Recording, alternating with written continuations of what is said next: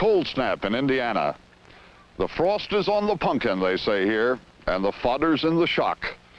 That's a line from the Hoosier poet James Whitcomb Riley, who is still alive out here in the small towns and on the back roads of Indiana, 60 years after his death. The husky, rusty rustle of the tossels of the corn and the rasping of the tangled leaves as golden as the morn.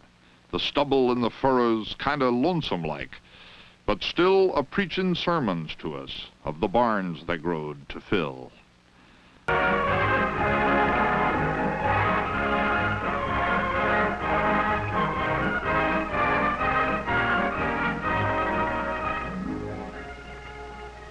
In the heart of America's mighty industrial Middle West, between Ohio and Illinois, lies the Hoosier state in this land of ours, the state of Indiana.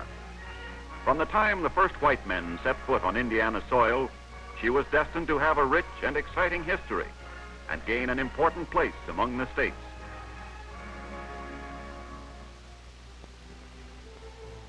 In the southern part of the state, near Gentryville, Abraham Lincoln spent his boyhood years.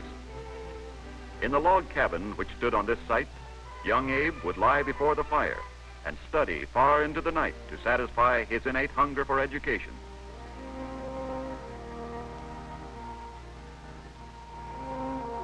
The old swimming hole, which inspired James Whitcomb Riley's famous verse.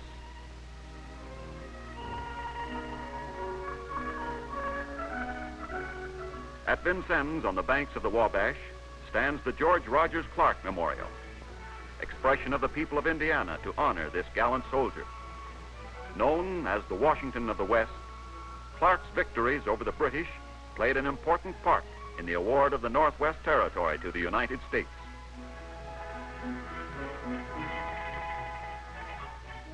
Indiana's capital and largest city is Indianapolis, located in the exact geographical center of the state.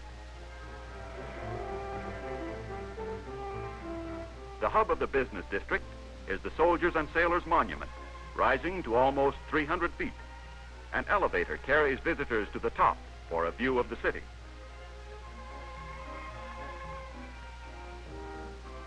Indiana was admitted to the Union in 1816, and 9 years later, her capital was moved from Vincennes to Indianapolis.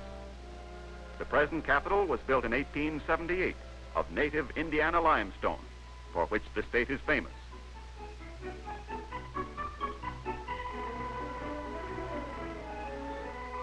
Indiana is essentially a manufacturing state. Its Calumet district, including Hammond, East Chicago, Whiting, and the key community of Gary, ranks as one of the world's greatest industrial centers.